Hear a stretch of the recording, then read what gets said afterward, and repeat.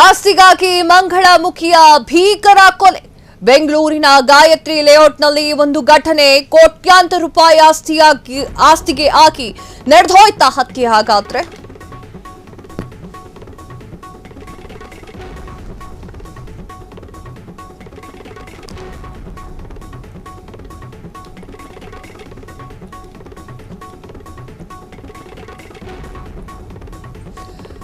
ಪತಿಯಿಂದಲೇ ತನುಶ್ರೀ ಕೊಲೆ ಅನುಮಾನ.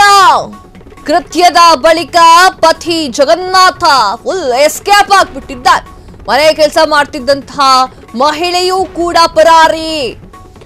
ಕೆಆರ್ಪುರಂ ಪೊಲೀಸರಿಂದ ತನಿಖೆ ಶುರುವಾಗಿದೆ. 3 ತಿಂಗಳ ಹಿಂದಷ್ಟೇ ಮದುವೆಯಾಗಿದ್ದಂತಹ ತನುಶ್ರೀ, ಮಂಗಳಮುಖಿ ಸಮುದಾಯದ ಏಳಿಗೆಗಾಗಿ ಕೆಲಸವನ್ನ ಮಾಡ್ತಿದ್ದಂತಹ ತನುಶ್ರೀ ಸಂಗಮ ಹೆಸರಿನ NGO ಕೂಡ ತನುಶ್ರೀ ನಡೆಸ್ತಾ ಇದ್ರು. ಎಸ್, ಮಂಗಳಮುಖಿಯ ಈ ಒಂದು ಕೊಲೆ ಭಾರಿ ಚರ್ಚೆಗೆ ಈಡಾಗ್ತಾ ಇದೆ.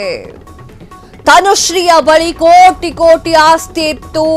ಮಂಗಳಮುಖಿಯನ್ನ ಮದುವೆಯಾಗಿದ್ದಂಥ ಕಳ್ಳ ಆಸಾಮಿ, ಆತನ ಸ್ಕೆಚ್ಚೇ ಬೇರೆ ಇತ್ತು. ಮದುವೆಯಾಗೋಕ್ಕಿಂತ ಮುಂಚೆ ಮಂಗಳಮುಖಿಯಾಗಿರುವಂತಹ ತನುಶ್ರೀಳನ್ನ ಪ್ರೀತಿ ಮಾಡ್ತಾ ಇದ್ದ. ತನುಶ್ರೀಗೆ 40ರ ಆಸುಪಾಸು ವಯಸ್ಸಾಗಿತ್ತು. ಆಕೆಯನ್ನ ಪ್ರೀತಿ ಮಾಡ್ತಾ ಇದ್ದಂತಹ ಜಗನ್ನಾಥ್ ಫೋಟೋದಲ್ಲಿ ನೀವು ನೋಡ್ತಾ ಇದ್ದೀರಾ. ಮದುವೆ ಕೂಡ ಆಗಿದ್ದಾರೆ ತನುಶ್ರೀ ಮದುವೆ ಕೂಡ ಆಗಿದ್ದಾರೆ. ಕೋಟ್ಯಾಂತರ ರೂಪಾಯಿ ಆಸ್ತಿಯನ್ನು ಕೂಡ ತನುಶ್ರೀ ಹೊಂದಿದ್ದಾರೆ.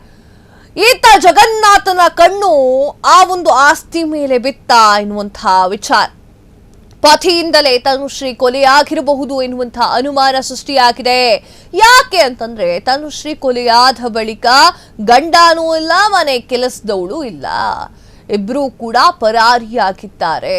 ಕೋಟಿ ಕೋಟಿ ಆಸ್ತಿಯನ್ನ ಸಂಪಾದನೆ ಮಾಡಿದ್ದಂತಹ ತನುಶ್ರೀ ಈಗ ರಕ್ತದೋಕುಳಿಯಲ್ಲಿ ಬಿದ್ದಿದ್ದಾರೆ.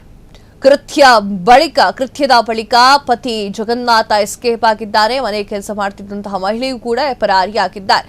ಕೆಆರ್ಪುರಂ ಪೊಲೀಸರು ಈ ಒಂದು ತನಿಖೆಯನ್ನ ಕೈಗೆತ್ತಿಕೊಂಡಿದ್ದಾರೆ. 3 ತಿಂಗಳ ಹಿಂದಷ್ಟೇ ಭರ್ಜರಿಯಾಗಿ ಮದುವೆಯಾಗಿದ್ದಂತಹ ತನುಶ್ರೀ ಆಸೆ ತುಂಬಾನೇ ದೊಡ್ಡದಿತ್ತು. ಆರಾಮಾಗಿ ಜೀವನವನ್ನ ಮಾಡ್ಕೊಂಡು ಹೋಗೋಣ, ಸಂಸಾರವನ್ನ ಮಾಡ್ಕೊಂಡು ಹೋಗೋಣ, ಇಷ್ಟ ಕಷ್ಟಗಳನ್ನ ಪೂರೈಸಿಕೊಂಡು ಹೋಗೋಣ ಅಂತ ಇದ್ದಿದ್ದಂತಹ ತನುಶ್ರೀಯನ್ನ ಜಗನ್ನಾಥನೇ ಕೊಂದಿರಬಹುದು ಎನ್ನುವಂತಹ ಅನುಮಾನ ಈಗ ಸೃಷ್ಟಿಯಾಗ್ತಾ ಇದೆ.